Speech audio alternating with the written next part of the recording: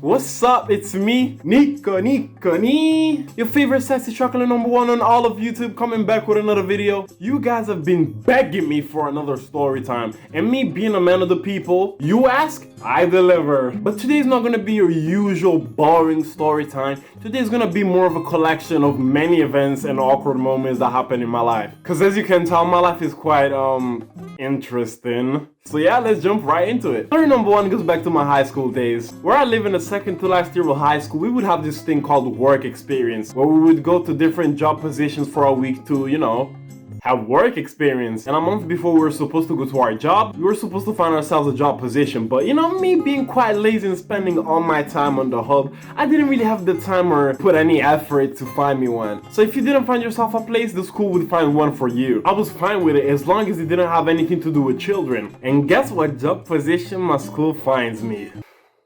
A primary school teacher. It's like out of all jobs in this big ass city, the one I specifically ask you not to find me, you go there and find me. I don't understand. Honestly, when I heard that I had to work in a primary school, I just wanted not to do it. Because let's all be honest, children are just annoying and dumb. They're just, But when I told my teachers that I didn't want to do it, they kept on telling me, you're not gonna be able to go to university if you don't do it. Other people are gonna have the experience that you don't have, so they're gonna pick them over you. Blah, blah, blah, blah, blah, blah. BS like that. And since I didn't want to hear them waffle every single day, I decided that I would just do it. Since it's only 7 days, I'm not gonna die or anything. So I started my job as a primary school teacher assistant. And to be honest, it wasn't even that bad, I say I can't stand children, but I'm pretty good with them, we can talk about cartoons, stuff like that. Plus, children are easily impressed. You can make up whatever. You can say that you're the king of Nigeria or something, and they'll be like, oh my god, you're the king of Nigeria. I could waffle as much as they want, and they would think I was the coolest guy ever. But now it's the moment where the plot thickens. One day the children were having, their grammar lesson, and they were like writing words or whatever, and I was just standing there, I didn't really have any side job to do, so since I was the teacher assistant, I was just looking over them. But that day, my stomach was doing all kinds of twerking, all kinds of noises. It was going crazy. Those days where your stomach is so bad, by the time you go home, you'll have a nuclear explosion. So yeah, we're in the middle of the lesson and everyone was writing, so everyone was quiet. And my stomach was doing all kinds of things. When you really need to fart, but you don't want to do it because, people are around. But it's so hard to keep it in, so I had to squeeze my butt in, trying to make sure that no gas was leaking. And to be honest, I did pretty good for myself, because I went on for like 10 minutes, trying to squeeze my butt as much as I could. After those 10 minutes, I could just feel the... those silent but deadly ones. Like, it was so bad. As soon as I felt it, I knew someone was gonna pass out or something. Because when you have these silent, deadly ones, usually you cannot smell it yourself. But if you can smell it yourself, someone's dying tonight. And after that happened, I started summoning, praying the gods. And for like 3 minutes, everything was fine because nobody said a word. But guess what the teacher says after a couple of minutes? It's smelling a bit funny here. I knew that stuff was about to get critical. But I tried to keep my face as straight as I could because I didn't want to be involved. Like, my face was like this, but inside I was actually thinking. After that remark, she didn't really say anything more. I thought that we were safe. Maybe she smelled it and that's it. But that fart was so deadly that it just lingered in the room. And I'm telling you, after 2 minutes again, she's like, does any of you children have to go to the bathroom? Because this smell is just unbearable. Started asking every single boy, but not the girls. Sexism? Well, she asked every boy if they had to go to the toilet, and every single boy was saying no. And I knew that if every single boy said that they didn't have to go to the toilet, she wouldn't ask anyone more because she would know that it's me. But since, I'm a teacher, she wouldn't really blame it on me. I honestly thought it was over, but this kid, oh my god, God bless this kid. I don't know what he was thinking. I'm pretty sure he didn't really have to go to the toilet, but he tells Miss, I need to go to the toilet, and that kid just went. Honestly, I don't know what happened. Maybe he really had to go to the toilet and the timing was just perfect, but that just saved me from one of the worst moments in my life. Because imagine going to work and almost making the teacher pass out by farting on the first week. Not exactly the best experience. And let me tell you, after that we had lunchtime. I ran to the toilet. I was looking like Usain Bolt, and not because I'm bald. Y'all might think that I'm being dramatic, but I'm telling you, it was one of those farts that are so bad that you have to check in your pants that you don't have any Nutella spread inside. Because sometimes if the explosion is that bad, you might have let something slip out. I just ran to that toilet, closed that door as fast as I could, and I'm telling you,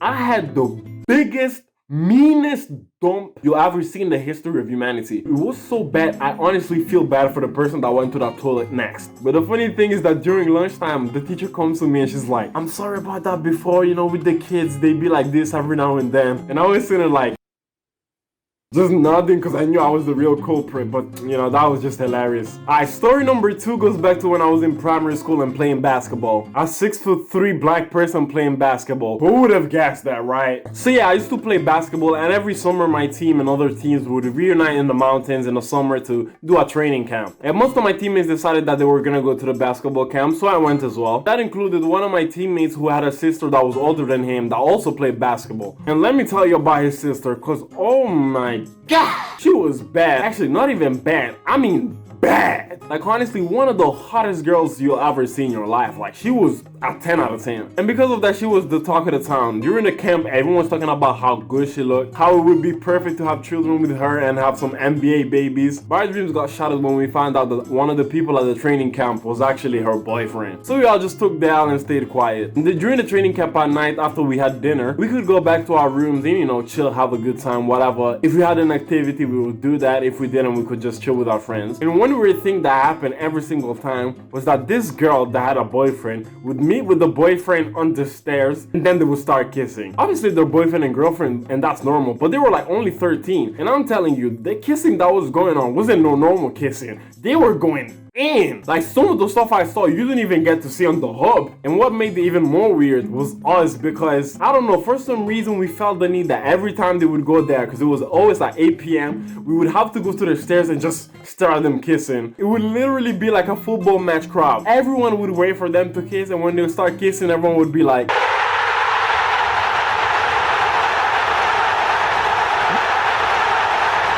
it was honestly just crazy. And me being a genius at the time, I thought, well, she might have a boyfriend, but if he can get her, I can get her. I honestly thought that the dusty looking primary school version of me could actually get that girl. So I remember telling my friends and telling them that I was gonna go to her, you know, chat her up, and then somehow make her my girlfriend even though she already had a boyfriend. And all my friends were cheering me on. They were telling me, yeah man, go do it. I know you can do it, blah blah blah blah. Looking back, I think they all knew that I had no chance, and maybe they're not actually my friends because they saw me and they thought that I had the chance with a 10 out of 10 girl at the time. I think they were just ready to have a good laugh finding out that I was gonna get rejected or something. I don't know. Anyways, I started my plan on how to get her. So every time we would have training throughout the day, I would make sure to find her. Just trying to look the best, trying to look like the new Michael Jordan or something. And then the second to last day of the camp, I tell her to meet me outside of the hotel at night. We were supposed to have like a celebration on the last day, like a little dance. So I thought that I could invite her or something. She actually comes out and asks me why I called her out, because, you know, it was kind of weird. She got a boyfriend. Why would I call her in the middle of the night? So me having no skills with girls, the first thing I say is,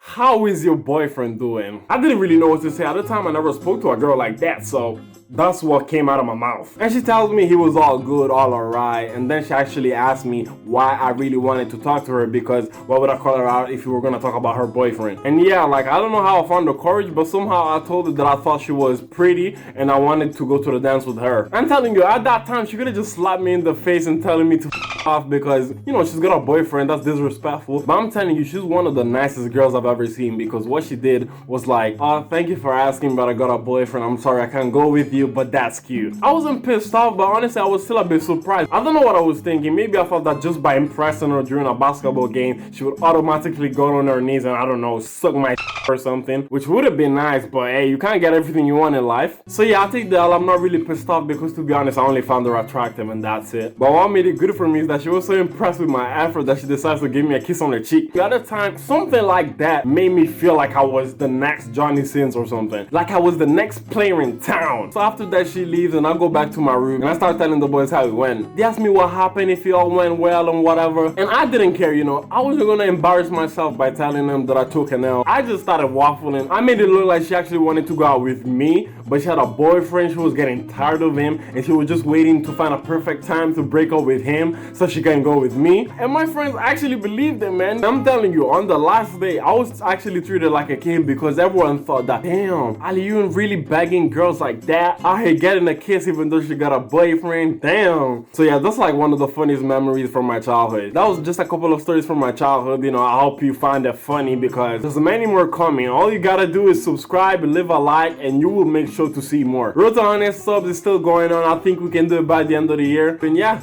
see you next time.